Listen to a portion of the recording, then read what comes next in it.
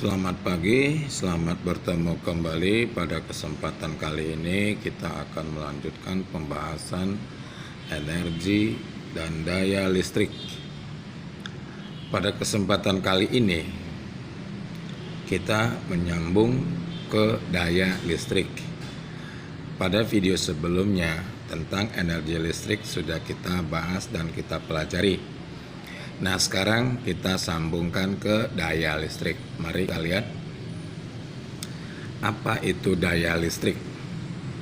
Nah, daya listrik itu adalah energi listrik per satuan waktu. Nah, ini dia. Dan secara matematis itu nanti dibuatkan W per T. Oke.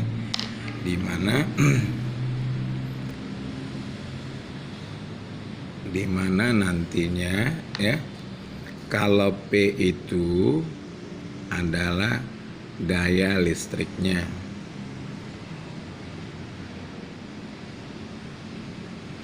Sudah, daya listrik ini nantinya memiliki satuan SI-nya adalah watt, atau ini nanti setara dengan joule per second. Ini dia. Nah, kemudian ada W ya, ini energi listrik.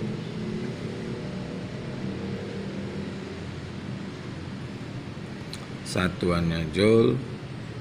Kemudian ada T, ini waktu, satuannya second. Oke.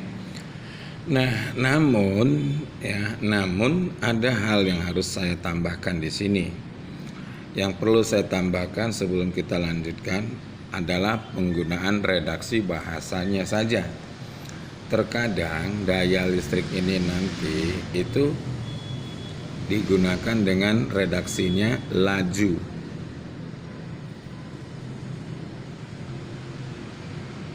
Ya, ini nanti laju perpindahan energi listrik. Nah, mengapa bisa redaksinya seperti itu ya? Itu karena kan persatuan waktu. Jadi setiap persatuan waktu itu bisa digantikan dengan definisi laju. Ya. Jadi mohon ya untuk diperhatikan, ketika ada suatu besaran dibagi dengan waktu itu bisa diganti dengan kata laju. Ya, laju perpindahan, laju laju perubahan, ya banyak lagi lah. Pokoknya kita harus ingat kalau dia dibagi waktu berarti nanti bisa menggunakan redaksi atau pilihan katanya laju, seperti itu ya. Nah, lalu sama seperti tadi rumus energi listrik ya. Jadi kalau energi listrik itu tadi ada 4 rumusnya, sekarang di sini pun bisa sama. Kenapa? Karena datangnya dari rumus energi listrik. Mari kita lihat. Kalau tadi dia P itu sama dengan W per T, kalau kita ambil W-nya itu tadi adalah Q dikali beda potensial seperti ini, lalu dibagi waktu, maka dengan sendirinya kita bisa lihat ini nanti ya sesuai dengan hukum Coulomb adalah I, kuat arus, sehingga nanti rumus dayanya berubah menjadi daya sama dengan kuat arus dikali tegangan. Ini dia. Jadi memunculkan rumus kedua untuk daya listrik ini. Oke. Nah, Terus setelah ini ya, mari kita lihat lagi. Kalau misalnya tadi W itu adalah irit ya, atau dengan kata lain I kuadrat dikali R dikali T dibagi T. Nah, karena ada T berarti ini habis. Maka bisa kita buat bentuk rumus dayanya P sama dengan I kuadrat dikali R seperti ini ya. Nah, jadi ini bentuk lain atau bentuk ketiga dari daya listrik. Nah, selain itu kita lihat lagi untuk rumusnya. P sama dengan kuadrat tegangan dibagi R dikali T lalu dibagi T. Yang ini tadi yang di atas ini adalah rumus energi listrik. Nah, kalau dibagi lagi dengan T, maka kita peroleh bentuk lainnya. P sama dengan kuadrat tegangan dibagi hambatannya. Nah, inilah bentuk yang keempat dari daya listriknya ini. Nah, lalu ya, setelah ini ada lagi nggak bentuk rumus energinya atau bentuk rumus dayanya? Nah, jadi setiap kali ada rumus energi ya, Anda bisa mencari atau membuat rumus daya yang baru. Seperti itu dia ya. Tapi dengan catatan, bukan suka-suka kita membuat rumusnya ya, ada aturannya. Karena ingat ya, ketika kita belajar fisika ini bukan belajar materi muatan lokal. Ini materinya internasional. Jadi saya selalu kalau di kelas menyatakan kepada Anda, kepada anak-anak ya, ingat suatu kebanggaan apabila kita bisa mampu menguasai pelajaran yang bersifat internasional. Karena apapun ceritanya, kita pasti bisa kapanpun kita mau untuk ya katakan belajar di luar negeri seperti itu ya. Oke, nah jadi itu untuk bentuk dayanya. Nah, kemudian kita masuk bentuk rumus kita masuk ke dalam sesi berikutnya, yaitu disipasi daya. Nah, apa itu disipasi daya?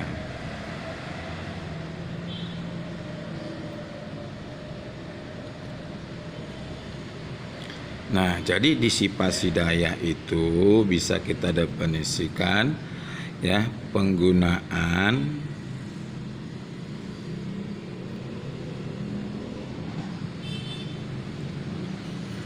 daya oleh komponen listrik yang terpasang.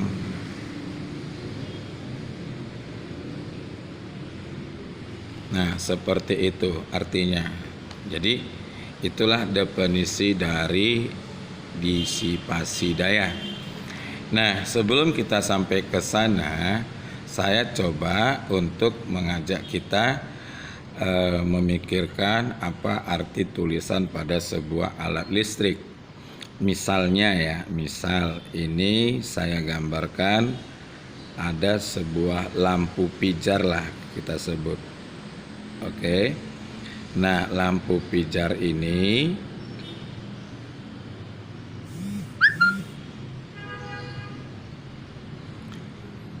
lampu pijar ini ya, seperti ini dia tulisannya, bentuknya. Lalu ini Nah, di atas dari lampu ini ada tulisan misalnya ya, misalnya dia tuliskan di situ 220 volt garing 15 watt. Nih.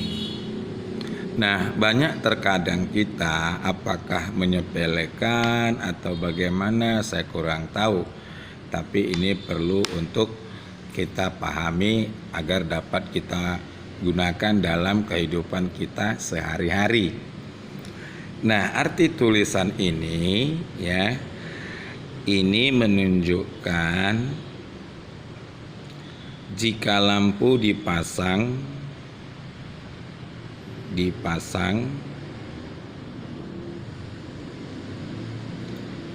akan menyala baik.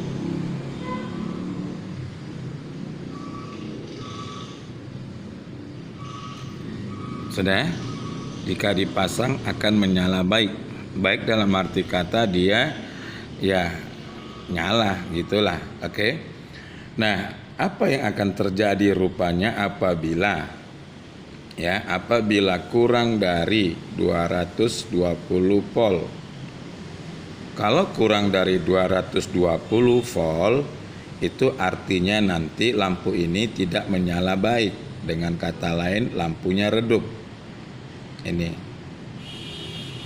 Nah, apa juga kalau artinya dia dipasangkan pada tegangan di atas dari 220 volt.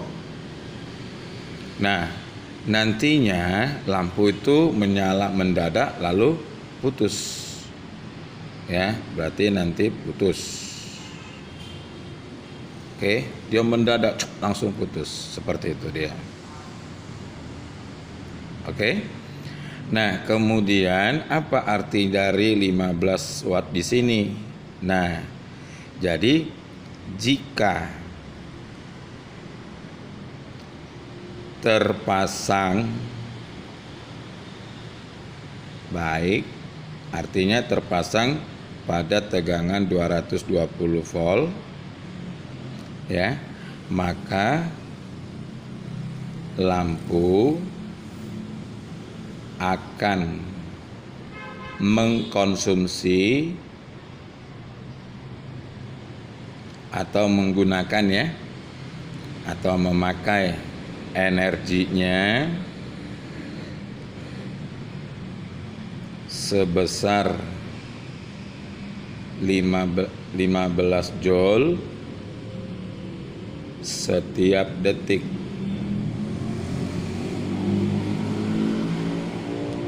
Nah, seperti itu dia. Jadi tulisan di situ itu bukan berarti hanya kurang kerjaan, tetapi itu memang benar-benar adalah spek dari lampunya. Kalau dipasang di bawah itu, maka hasilnya seperti apa? Lalu kalau dipasang di atas itu, nah juga hasilnya seperti apa? Kira-kira itulah pesan yang mau saya sampaikan pada pokok bahasan disipasi daya. Oke. Nah, lalu kalau misalnya ya dia terpasang tetapi tidak pada daya yang dibutuhkannya gimana? Ya, itulah nanti yang disebut dengan disipasi daya. Jadi misalnya ini, misal tadi kan pada lampu itu sudah tertulis ya. Kita ambil yang tadi ya, pada lampu sudah tertulis 220 volt garing 15 watt. Nih dia. Nah, andai kata kita pasang ke listrik PLN itu yang besarnya sekitar katakanlah 200 volt. Ya, katakanlah dia 200 volt. Oke. Nantinya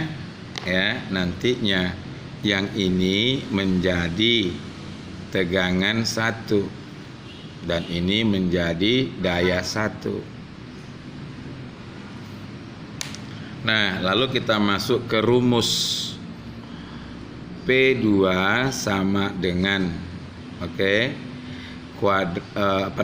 P2 per P1 dibagi P2 dibagi P1 lalu dikuadratkan kali daya 1 seperti ini.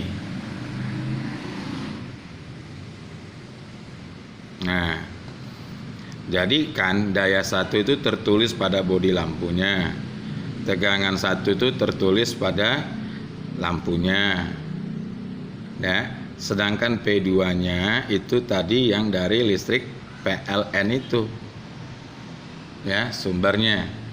Nah, jadi dari situ bisa kita simpulkan seberapa besar daya yang digunakannya lewat rumus ini. Oke.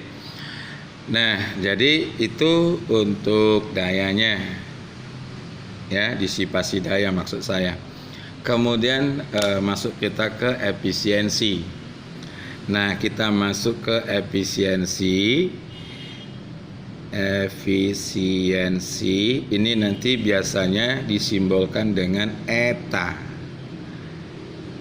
Nah, eta atau efisiensi ini perbandingan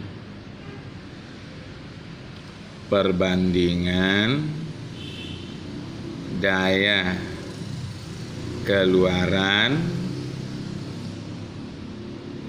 terhadap daya yang masuk, sehingga nanti rumusnya menjadi P out dibagi P input kali 100%. Seperti ini. Ini dia. Jadi untuk efisiensi inilah rumusannya. Oke, jadi nanti untuk sesi rumus daya sudah selesai. Nanti kita masuk ke contoh-contoh pembahasan soalnya di video-video yang lain. Ya, jangan lupa untuk menekan tombol subscribe agar Anda selalu mendapat notifikasi dari channel saya. Terima kasih.